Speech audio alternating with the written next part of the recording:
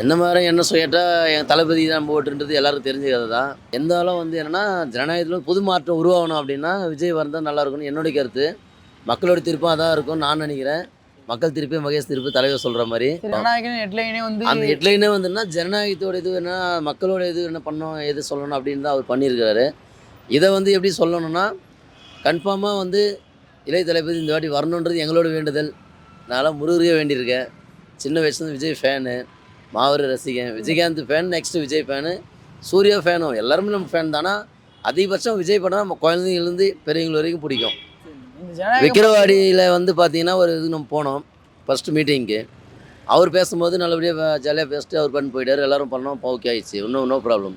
ஆனால் இப்போ கரூரில் வந்து இப்போ விஜய் பற்றி ஹைகோர்ட்டுக்கு வரணும், டெல்லிக்கு வரணும், இங்கே வரணும், அங்கே வரணும், அதெல்லாம் ஒன்றுமே இல்லை.